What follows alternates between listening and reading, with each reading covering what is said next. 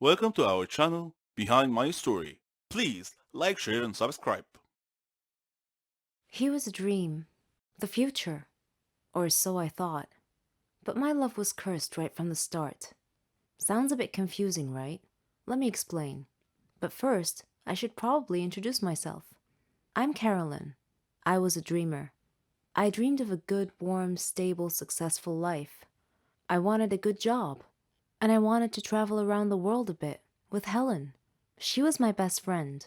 We virtually shared the same dreams, and hobbies, and interests, and lifestyles.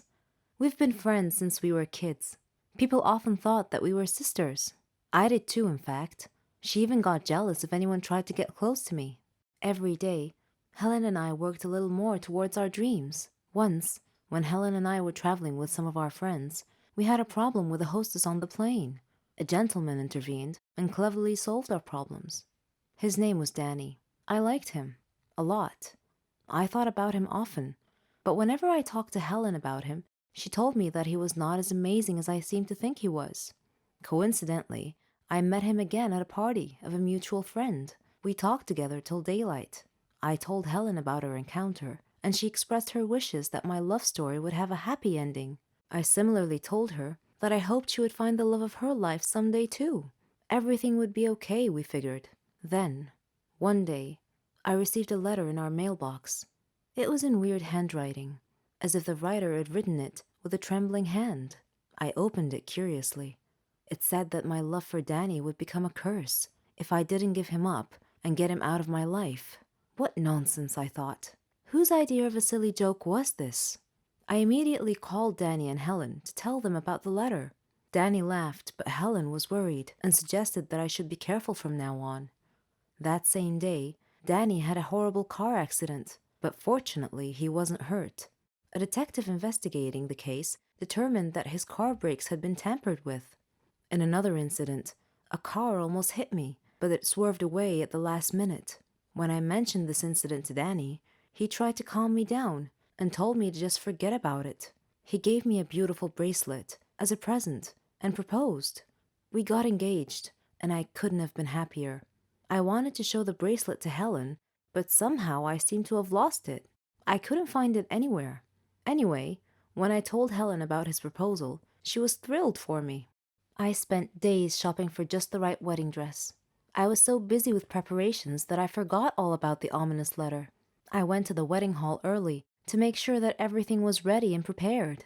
Helen was helping me, and Danny kept calling me to make sure I was all right. Suddenly, the lights went out. I called out to Helen, worried that she might have tripped and fallen when the lights were out. When the lights came back on, Helen had fainted, and my dress had disappeared. I screamed to the ceiling, "What do you want from me? Leave me alone!"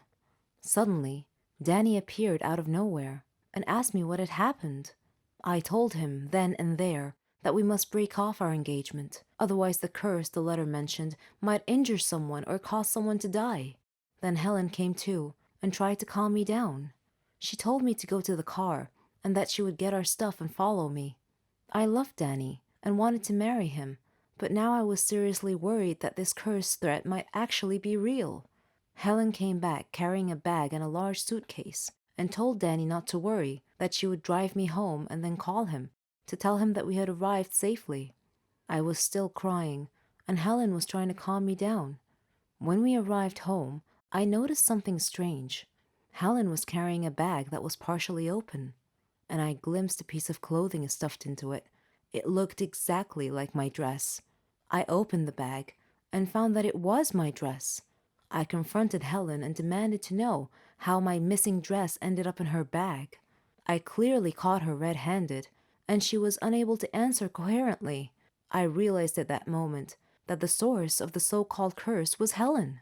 "Helen," I said, "how dare you do this to me? I thought we were like sisters to each other." She replied icily, with a glare that I saw for the first time. She said that she fell in love with Danny just as I did, but he chose me instead of her, and that she hated me for it.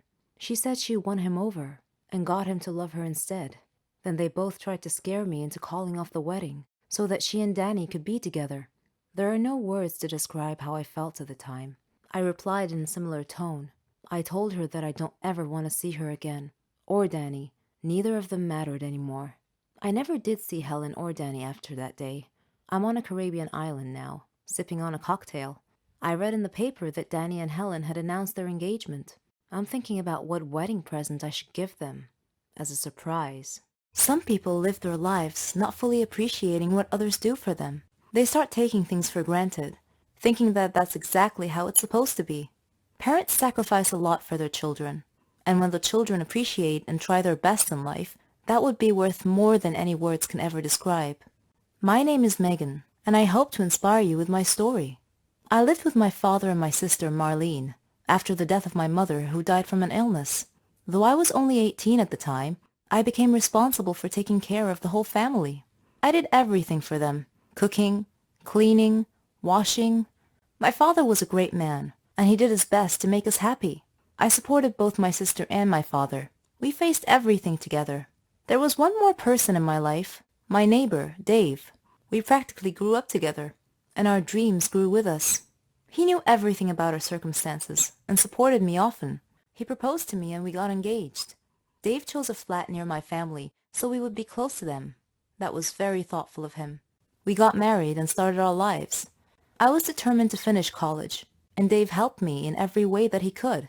He proved to me every day how responsible and considerate he was. One day, while cleaning the house, my heart started beating rapidly, and I couldn't breathe well. I was barely able to call out to Dave, who came immediately when he heard me cry for help. I had had this symptom before, when I was younger, but I never told my father, because I didn't want to worry him. Dave took me to the hospital, where a doctor said that I had a serious heart condition. And not just that, I was pregnant too. Pregnancy and a heart condition do not make a good combination, so we had to choose between the baby's life and mine. My father and Dave asked me to abort the child. Though they tried really hard to persuade me, I resolutely refused. I agonized a lot during my pregnancy. They were also worried for my safety. My father and Marlene left their flat to come and live with me, and Dave cut back on his working hours to stay with me. When the day came, they took me to the hospital. The doctor checked the condition and said that it was too serious, that I wouldn't be able to survive the childbirth. My family and I were shocked. I held Dave's hand and told him that I was strong enough to make it. Dave hugged me and cried. I was so afraid, but I did my best to hide it. I said to my baby, "I'm trying the best I can. I'm fighting so that both of us could have a life. Know that I love you, and I know that you'll grow up to be very successful, but you'll also be caring and kind." I have been cursed, and it will haunt me for the rest of my life. It all began with a joke at first, but some jokes have serious consequences, and when this happens, your life becomes an uphill struggle. My name is Catherine. I'm 16 years old, and I live with my parents and my little sister Mara. I like music, acting, and watching action movies. I play baseball and practice ballet. I've even won a lot of prizes.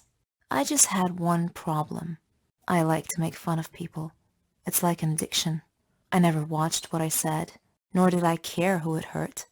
The kids I picked on were actually kind and gentle, but that just encouraged me even more. My friends were exactly like me. In fact, I was their leader.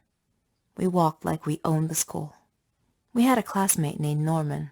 He wasn't exactly what you'd call in good shape. He was quite the opposite of fit. During class breaks, my gang and I would steal his lunchbox and throw it around each other, keeping it away from him. We watched him run trying to catch us, but he'd stop halfway. The extra weight didn't help him, and he'd quickly run out of breath. Whenever he entered the classroom, we would surprise him by throwing old, musty vegetables and fruits at him. Norman tolerated our teasing. He didn't seem to mind much. But then, one day, a joke went a bit too far. We conceived an evil plan. We told him that there was going to be a photo contest, and the person who makes the funniest pose wins. Norman was so gullible that he believed us. He actually gave it some thought. Then he posed for us. We did our best not to burst out laughing while we took pictures for him. The next day, when he came to school, Norman discovered that his photo shoot pictures had been posted all over the classroom walls, and the kids were laughing, writing comments all over the place. Norman was mortified, and he looked around at his classmates' faces. They were all laughing and pointing at him. Norman started crying, and his nose started bleeding. Then he fainted. A teacher had to call an ambulance to take him to the hospital. I certainly didn't expect that to happen. We knew that Norman would get so fatigued sometimes and leave school for the rest of the day, but we didn't know that he had a medical condition, and I felt deep regret. The curse that I spoke of earlier began when a girl named Naomi joined our class as a new student. On her first day, our teacher brought her in and introduced her to us. She sat at the desk at the very last row. I noticed that she was always looking at me in a strange way, and I wondered why. She looked at me with disdain, and I couldn't figure out why.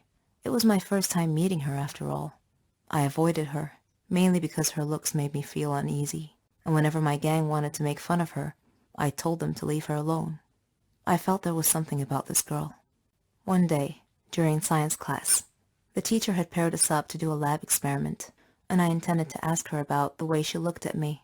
But before I could say anything, she took the initiative and surprised me by broaching the subject herself. "You will pay for what you did to Norman," she said coldly. I looked at her and asked, "How do you know Norman? And what are you talking about?" She replied, "It doesn't matter how I know. I just do." I spent the next few days thinking about her words. Afterwards, Naomi ignored me completely. No more staring, no more accusing looks. It was as if I no longer existed to her. I didn't understand her.